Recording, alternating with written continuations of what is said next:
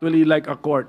In a court proceeding, since the judge should observe the cold neutrality of an impartial judge, yung mga pagkakamali or pagkukulang alleged sa complaint, sa information, it should be the affected or aggrieved party which should raise that before the judge or before the judges in a collegial body. Yun po yung tamang kilos ng cold, neutral, and impartial judge. Let the parties point this out to us.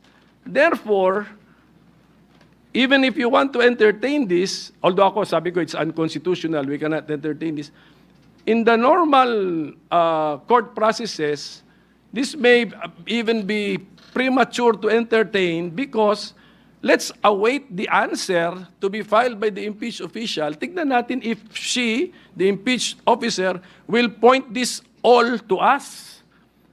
And then, sabi ko nga, ang daming facts na kailangan natin malaman. Did yung mga 10 days, 3 days, and then it requires familiarity with the rules of the House. So, Mr. President, for all these reasons, I object to the motion, but my anchor argument is that it is unconstitutional. The Senate, as the impeachment court, cannot cut short the process by dismissing an impeachment complaint, Mr. President. Thank you. Senator Ontiveros is recognized. You may proceed, ma'am. Salamat po, Mr. Presiding Officer. I too object to the motion of Senator Judge De La Rosa. A motion to dismiss is not found. Hindi po nahahanap itong motion to dismiss sa Rules of Procedure on Impeachment na literal ka-adapt lang po natin. At kung mayroon man, hindi Senator Judge ang magre-raise nun, kundi ang defendant. Si Vice President Sara Duterte ang dapat mag-raise niyan. Higit pa po, naniniwala ako na hindi po tayo pwedeng kumilos unilaterally sa dismissal ng impeachment complaint nang hindi pa natin naririnig kahit isang salita mula sa prosecution, ni isang salita mula sa defense tungkol dun sa di umanong constitutional infirmities ng impeachment complaint. Ang due process ay nagre-require na bigyan natin pareho ang prosecution at ang defense ng oportunidad na madinig sa bagay na ito. Ang landmark Philippine Supreme Court case, ang Tibay versus Court of Industrial Relations, GR number L46496, February 27, 1940, ay inisa-isa yung mga essential elements o tinawag nitong cardinal primary rights ng due process, partikular sa mga administrative o quasi-judicial proceedings. Kasama po dito ang the right to a hearing, that the tribunal consider the evidence presented, that the decision must have something to support itself, and the existence of substantial evidence. The decision must be based on the evidence adduced at the hearing. At wala pong panlabas o hindi totoong mga bagay-bagay ay dapat mag-impluwensya sa outcome doon. Ang pinaka-basic tenet ng due process ay yung karapatang marinig. Kung yung mga parties nga po ay hindi nabigyan ng oportunidad lumahok sa proceedings, itong impeachment court ay magiging vulnerable sa isang atake na nilabag natin ang due process. At sa pananaw ko, sila'y magiging tama. Ang rekomendasyon ko po ay, bago magdesisyon ang body na ito sa usaping ito, i-notify po muna natin ang prosecution at ang defense tungkol sa motion ni Senator Judge De La Rosa at bigyan sila ng sapat na panahon magsumite ng kanilang comments sa bagay na ito. Gusto ko rin pong gawing of record, Mr. Presiding Officer, na batay sa pagkaintindi ko, yung alleged infirmities ng articles of impeachment ay kwinestyon sa harap ng Korte Suprema. Nasa Korte Suprema na po ang usaping ito. At wala naman pong TRO na ibinaba ang Korte Suprema. Mr. Presiding Officer, maintaining the view that the parties should comment on the question made before this body, para po sa akin, ang impeachment court ay dapat lamang po tayong mag-rule sa motion pagkatapos nating re-require yung parties mag-comment dun sa motion ni Senator Judge De La Rosa within that sufficient period of time as the good presiding officer may determine. Pending this, minimaintain ako po, Mr. Presiding Officer, ang aking objection sa motion. Salamat po. Thank you, Senator Ontiveros. What is the pleasure of Senator Judge Villanueva and thereafter Senator Judge Cayetano? Thank you very much. Senator Judge Villanueva, you may proceed.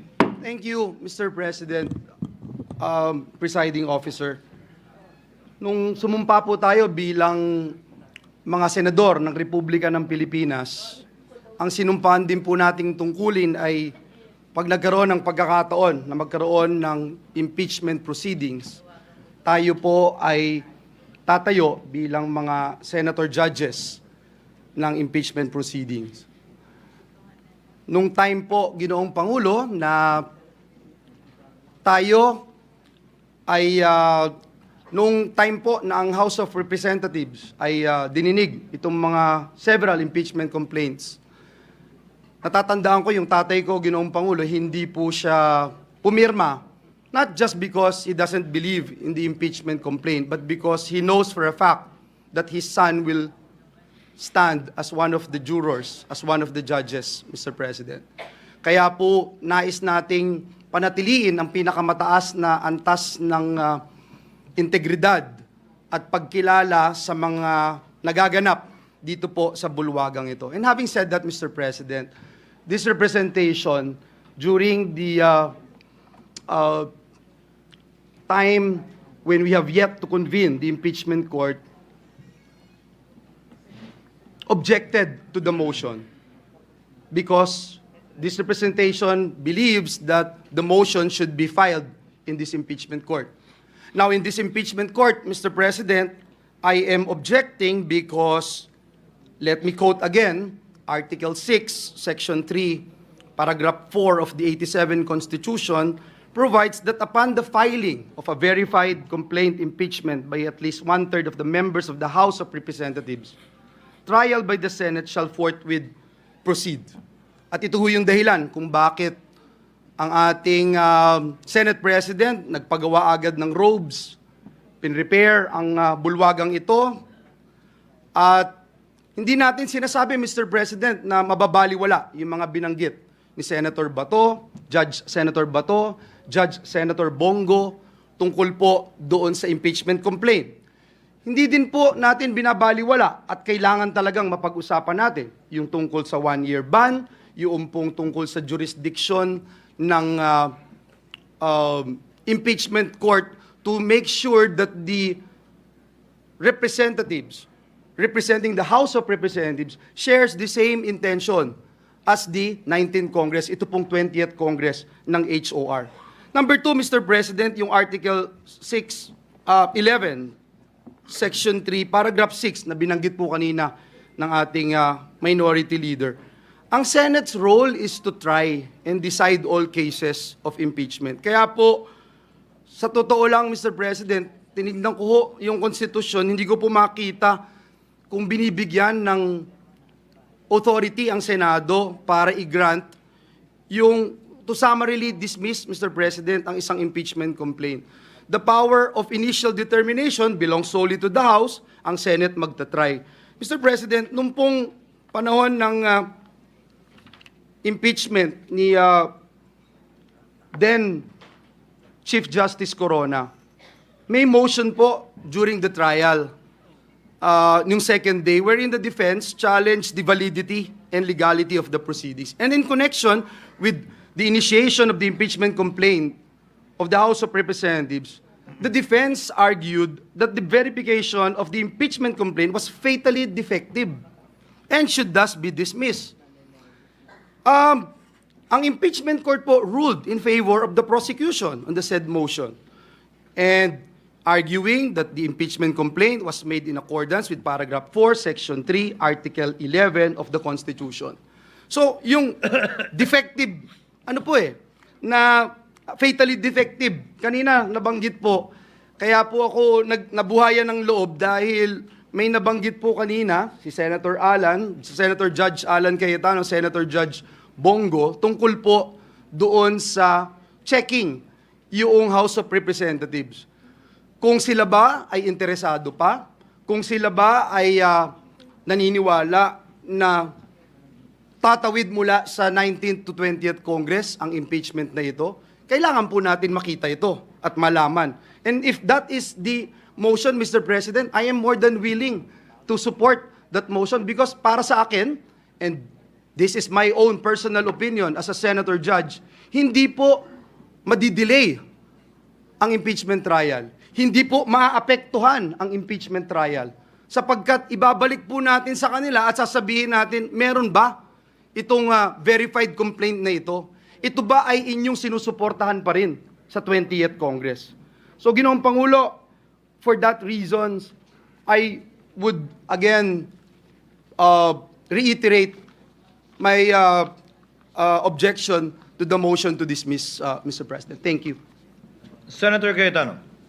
Sir President, I take this podium in the hope that after I speak, Senator Judge Bato will get behind my idea, or the idea eloquently espoused by Senator Joel Villanueva. Sabi po sa Section 88 of Rule 30 of the Rules of the Senate, the sponsor or any motion or measure, the sponsor of any motion or measure may withdraw or modify it before its amendments or resolution or before a nominal vote is ordered on the same. Before Senator Pimentel, Senator Judge, Minority Leader Pimentel spoke, clarify lang po ni Senator Bato that he's standing, itutuloy po niya yung motion, and I think hindi niya kinonsider ng motion to amend yung statement ni Senator Bato. But after hearing Senator Bongo, after hearing Senator Joel Villanueva, after hearing the Majority Leader and Minority Leader, I ask you for some patience. Just hear me out on a very practical approach to this. No? You know, every time I'm confused or di ko malaman yung sagot, I go to Jeremiah 29:11 that states, "For I know the plans I have for you, plans to prosper you and not to harm you, plans to give you a hope and a future." But I'm reminded that kung ang Diyos may plano sa atin, ang demonyo may plano din sa atin. So, one way or the other, we have to make a decision today, and it has to be the right decision. So, ito yung very practical approach ko po. We can do three things. We can dismiss it today, we can remand it to the House of Representatives, or pwede natin ituloy bukas. If we dismiss it today, based on the ground that it is violated the Constitution at more than once na po ito na-file in 1 year, we don't have enough time today to debate that. As the Minority Leader said, yes, we can take judicial notice of the dates, pero I wanna see the documents. Kailan ba talaga nag-file, sino final, etc. So aabot tayo bukas and even tomorrow with 23 opinions dito. My point is, Mr. President, I cannot in conscience, as a lawyer and as a senator judge, just make that rash decision that it violated the 1 year. I mean, ngayon ko lang nalaman na pwede yan, or if we were thinking about it the last few days, pero ang Supreme Court nakailang araw na, nakailang linggo na, hindi rin nagdedesisyon pa. So, mabigat tong puntong ito. That's my appeal to Senator Bato, na mabigat desisyonan ng dismissed based on it has not been filed, that we violated the Constitution na mahigit isang beses tong final. Yes, may mga Supreme Court decision That's why I'm ready to consider it. Kung wala kasing Supreme Court decisions, walang mag-guide sa atin eh. Kung unang beses to na hinaharap natin ang impeachment at 4 ang final, whatever we decide, pupunta sa Supreme Court eh. Pero ilang beses na to pumunta sa Supreme Court eh. So meron ding guide, but do we have enough time right now? Second po, handa ba ang prosecution? Ang makakasagot lang po nun, not even the re-elected prosecutors. Remember po, magkakaroon pa ho ng session sa umaga ng SONA sa July. At mag-e-elect pa ng speaker. And based on that, iko-confirm pa nila kung itutuloy nila to o hindi. Of course, by all indications now, itutuloy. But why will I assume that? Why will I also assume na 4 yung final? Hindi ko nakikita pa yung lahat ng dokumento. Pero lahat ng briefer nandito. Kung talagang kailangan mag-decide today, they give us a few minutes, we'll take judicial notice or ask our very able secretariat. No? The third is that hindi daw pwedeng tumulay sa 20th Congress. Pero lahat tayo po ay nag-agree na hindi natin mapipigilan ang 20th Congress na i-take up to. So, bibilisan ko na po ha. If we dismiss it today, pwede ba mag-file ng motion for reconsideration yung prosecutors? If yes, kailan nila ipapile to? Tomorrow. Kung hindi tomorrow, sa 20th na to. So, all the arguments na sinabi ni Senator Bato, totoo din, dun na yon. Okay. If ituloy naman natin tomorrow, babasahin yung articles, bibigyan ng 10 araw, mag-issue ng summons, bibigyan ng 10 araw na sumagot ang akusado or yung the Vice President has been impeached, and then pwede yung prosecutors 5 days, aabot na tayo ng June 30 nun, hindi pa nagko-convene ang 20th Congress until the day nung SONA.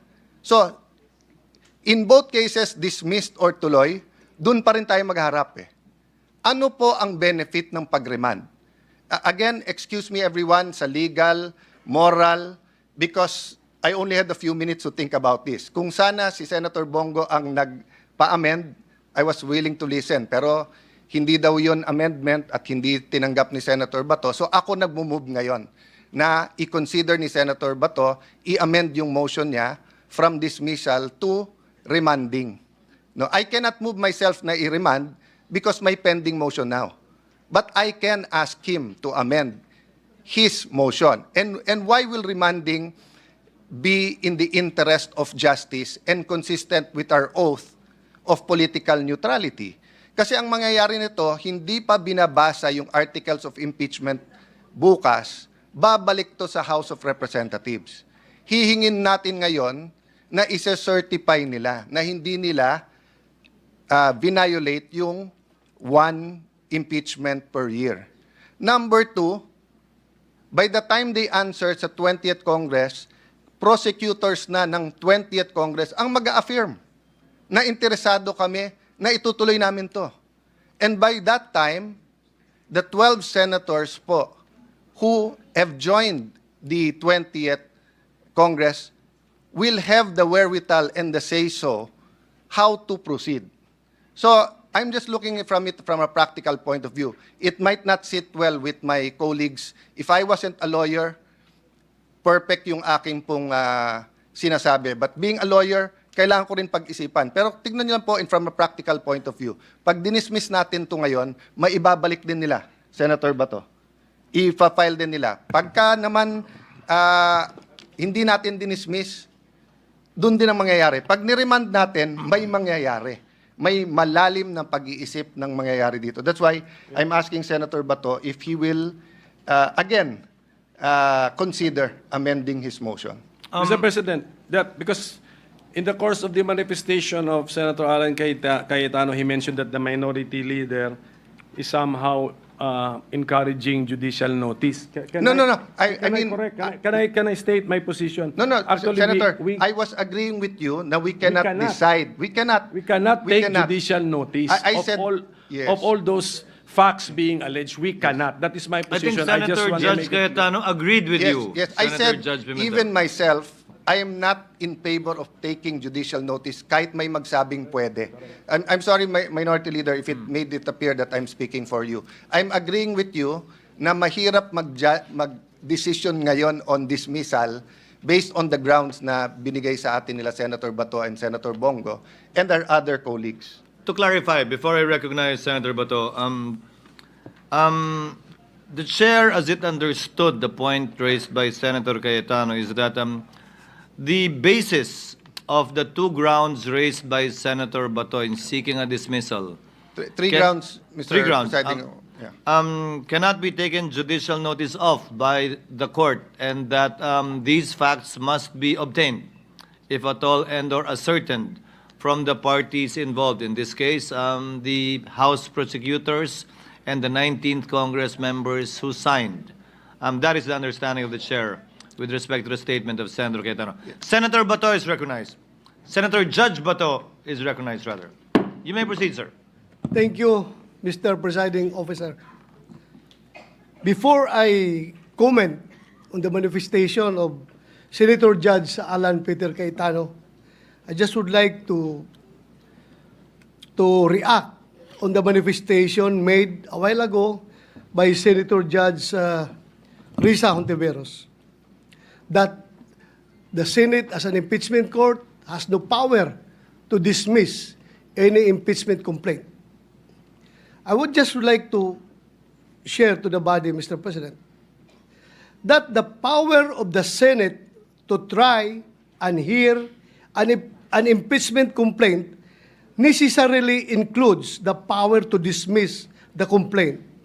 This is basic, that the grant of express powers includes the grant of incidental or necessary powers.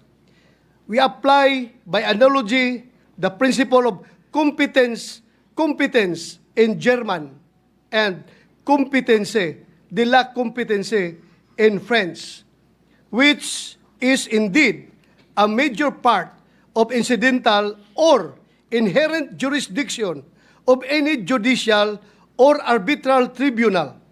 It is necessary component in the exercise of the judicial function and does not need to be expressly provided for in the constitutive documents of those tribunals.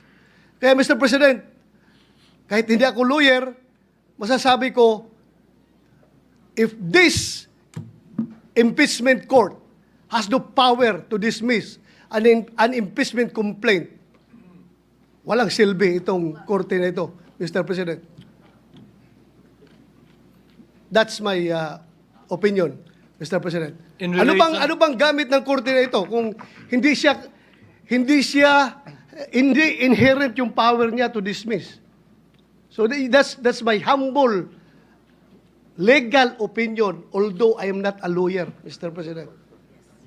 And Mr. President, going back to the manifestation of Senator Cayetano, sometimes I am contemplating that how I wish Senator Cayetano is always present in the floor. Every time a crisis is being faced by this August chamber, Mr. President, because his ideas and his mere presence only can cool down the boiling hearts and heating heads. So with that, Mr. President, I would like to ask for a 1-minute suspension because before I